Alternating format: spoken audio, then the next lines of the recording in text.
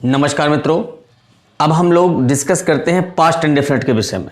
मित्रों, past indefinite सबसे महत्वपूर्ण टेंस है बोलने वाली अंग्रेजी में, क्योंकि जो भी हम अपनी कोई पिछली कहानी या पास्ट टेंस की घटना जो भी हम किसी से बताते हैं या हमसे कोई क्वेश्चन करता है तो डेफिनेटली ही uses past indefinite tense. Past indefinite tense की पहचान होती है ता था तीथी तेथे आ ई ए।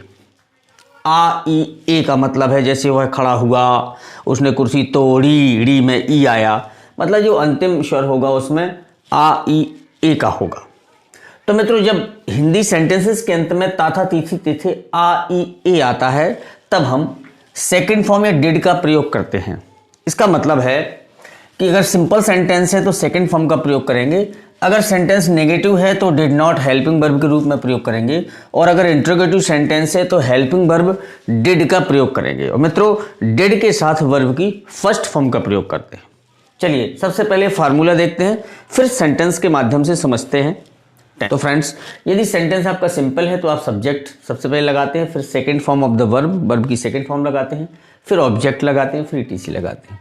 या अगर यही सेंटेंस आपका नेगेटिव है तो आप पहले सब्जेक्ट लगाते हैं, फिर डिड नॉट लगाते हैं नॉट के लिए, फिर आप वर्ब की फर्स्ट फॉर्म लगाते हैं, फिर आप ऑब्जेक्ट लगाते हैं प्लस ईटीसी लगाते हैं। यदि सेंटेंस आपका इंट्रोगेटिव प्रश्नवाचक है और वाक्य क्या से शुरू है तब आप सबसे पहले हेल्पिंग वर्ब लगाते हैं यानी डिड लगाते हैं, फिर सब्जेक्ट लगाते हैं, फिर अगर नेगेटिव सेंस में है तो नॉट लगाते हैं, नहीं है तो नॉट नहीं लगाएंगे, plus first form of the verb लगाते हैं प्लस ऑब्जेक्ट लगाते हैं। मित्रों, यदि प्रश्नवाचक शब्द के बीच में क्वेश्चन वर्ड आते हैं, कब, क्यों, कहाँ, कैसे, अगर ये शब्द वाक्य के बीच में दिए हों तो इनकी अंग्रेजी सबसे पहले बनाते हैं। अगर क्यों है तो वाई आएगा, कहाँ है तो वेयर आएगा, कब है तो व्हेन आएगा, वो लगाएंगे। इसके बाद सहायक क्रिया हेल्पिंग वर्ब यानी डिड लगाएंगे, फिर सब्जेक्ट लगाएंगे, फिर अगर नॉट नेगेटिव है तो नॉट लगाएंगे, फिर वर्ब की फर्स्ट फॉर्म लगाएंगे, चूंकि डिड के साथ वर्ब की फर्स्ट फॉर्म लगाते हैं। इसके बाद ऑब्जेक्ट लगाएंगे, फिर अदर वर्ड लगाएंगे। तो मित्रों, ये थे इनके फॉर्मूले के डिड और सेकंड फॉर्म को कैसे इस्तेमाल करना है। अब हम लोग एग्जाम्पल के माध्यम से देखते हैं।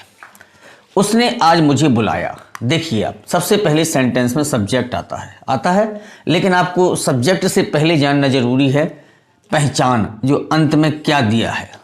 बुलाया, या में आ का स्वर दिया है आ ई ए, आ, बुलाया। इसका मतलब ये पास्ट इंडेफिनिट टेंस है। और ये सेंटेंस कैसा है, सिंपल है, तो हमें second form of the verb लगानी पड़ेगी। पहले लगाएंगे सब्जेक्ट, उसने ही बुलाया, बुलाना होता है काल, काल की सेकंड फॉर्म होती है कॉल्ड, ईडी लगा के सेकंड फॉर्म बन गई ही कॉल्ड। फिर क्या है, पीछे उसके आगे देखा मुझे, मी, फिर क्या है उसके आगे देखा today, he called me today. यदि इसी सेंटेंस का हमें नेगेटिव बनाना हो फ्रेंड्स तो हम लोग क्या करेंगे कि डिड नॉट का लगाना पड़ेगा। हमें किसका प्रयोग करना पड़ेगा, हेल्पिंग वर्ब डिड नॉट। तो कहाँ लगेगा, सब्जेक्ट के बाद। तो पहले सब्जेक्ट ही डिड नॉट, लेकिन डिड के साथ कॉल्ड सेकंड फॉर्म नहीं आएगी, फर्स्ट फॉर्म आएगी। He did not call me today, correct. अगर इसी का हमें इंट्रोगेटिव बनाना हो, क्या से शुरू हो सेंटेंस, तो हम लोग क्या करेंगे, उस डिड से शुरू कर देंगे। किससे करेंगे, डिड से। जो ही डिड नॉट कॉल आया था वो डिड कहाँ आ जाएगा, आगे आ जाएगा। क्या बनेगा, डिड ही फर्स्ट फॉर्म आनी है तो call me today. Okay, next. वे कल नई किताबें खरीदते थे। आपने देखा ता था तीथी देखा तो तत्काल पहचाने पास्ट इंडेफिनिट है। और अगर सिंपल सेंटेंस है तो दिमाग में आया कि सेकंड फॉर्म से बनेगा। अगर यही सेंटेंस नेगेटिव और इंट्रोगेटिव होता तो आपके दिमाग में आता कि भैया हेल्पिंग वर्ब डिड आएगी। चलिए, सिंपल सेंटेंस है तो करता आया दे, पीछे से बनाते खरीदते, खरीदना होता है बाई, सेकंड फॉर्म लगाना पड़ेगा चूंकि सिंपल है, तो बाई की second form bought, they bought. नई किताबें, दे बॉट, नई किताबों का मीन्स होता है न्यू बुक्स। कल, बीता हुआ कल है इसलिए यस्टरडे आएगा। अगर कल भविष्य की बात होती तो टुमारो आता, बट ये पास्ट टेंस की बात है।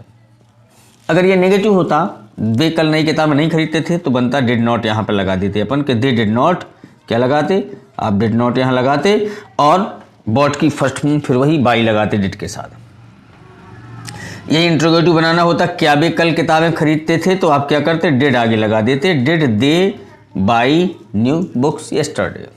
नेक्स्ट, उन्होंने मेरी कुर्सी तोड़ी। ड़ी, ड़ी में ई का स्वर आया। किसका आया? ई का। तो क्या हुआ ये ई? Past indefinite. उन्होंने का मतलब दे, सिंपल सेंटेंस है तो सेकंड फॉर्म लगेगी। ब्रेक, तोड़ी, ब्रेक, ब्रेक की होती है सेकंड फॉर्म ब्रोक। मेरी कुर्सी, माई चेयर। ठीक है। गीता ने मेरी कार बेच दी। दी में ई का स्वर आया। तो ये पास्ट इंडेफिनिट है, सिंपल सेंटेंस इसलिए सेकंड फॉर्म लगेगा। गीता, सब्जेक्ट क्या है? गीता के बाद फिर पीछे से शुरू किया दी। बेच देना, बेच देना क्या किस मीन्स होता? सेल। सेल की सेकंड फॉर्म होगी सोल्ड। क्या बेच दी? मेरी कार, माई कार। अगर यही नेगेटिव बनाते अपन तो क्या होता मित्रों? हमें डिड नॉट लगाना पड़ता। तो कर्ता के बाद जैसे ही आप यहाँ डिड नॉट लगाते तो वैसे ही आपका सोल्ड की फर्स्ट फॉर्म हो जाती सेल। ठीक।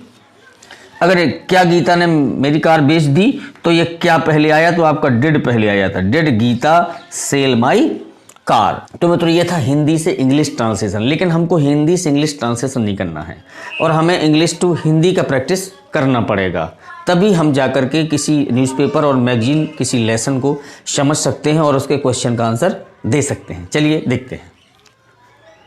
तो मित्रों देखें, अब आप अपने दिमाग से एक चीज़ निकाल दीजिए कि ताथा तीथी तेथे आ ई ए। ठीक है। आप इसको मीनिंग की तरह फीड करिए दिमाग में कि अगर सेंटेंस में सेकंड फॉर्म या डिड दिया हो, सेकंड फॉर्म या डिड मिले तो इसकी हिंदी होती है ताथा तीथी तेथे आ ई ए। आप दिमाग में ये बिल्कुल वर्ड मीनिंग की तरह इसको फिट कर लीजिए।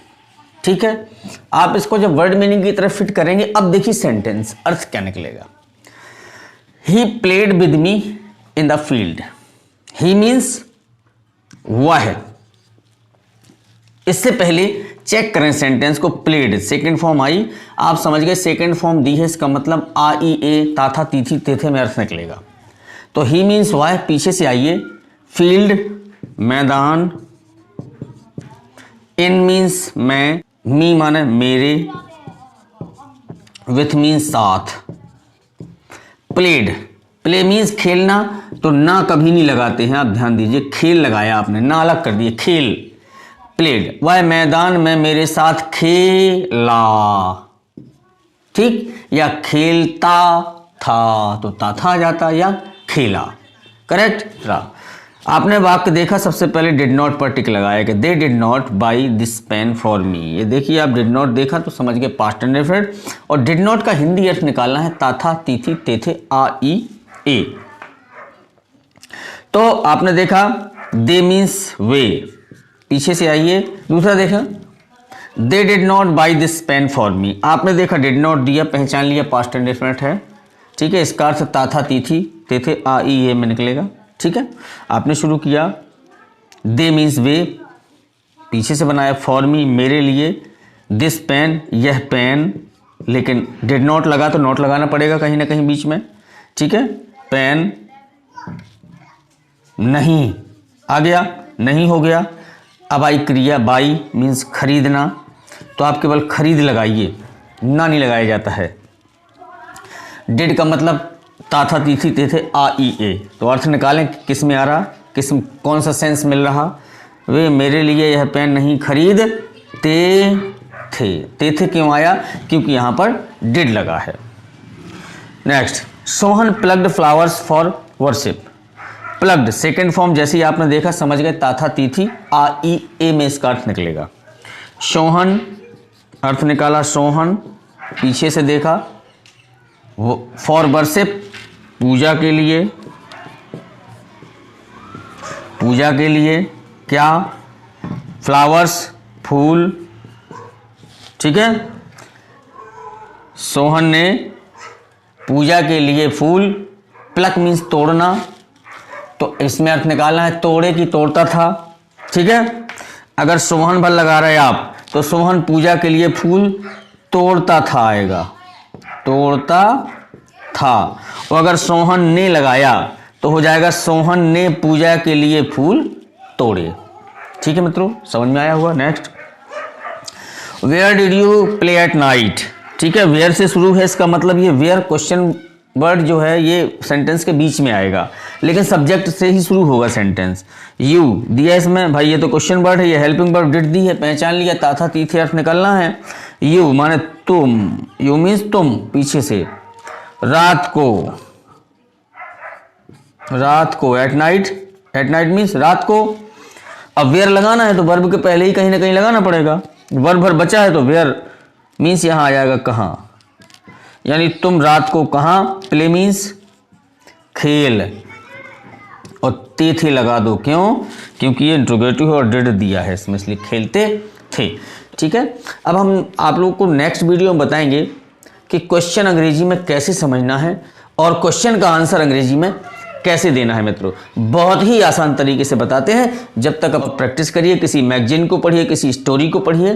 ठीक है, क्योंकि सबसे ज़्यादा कोई भी स्टोरी होगी, कोई भी पिछली घटना होगी, जो भी आप पढ़ेंगे उसमें mostly we use past indefinite means second form या डिड। चलिए मिलते हैं नेक्स्ट वीडियो में, जिसमें आपको क्वेश्चन समझना और उसका आंसर देने का ट्रिक मैं आपको बताऊंगा। नमस्कार।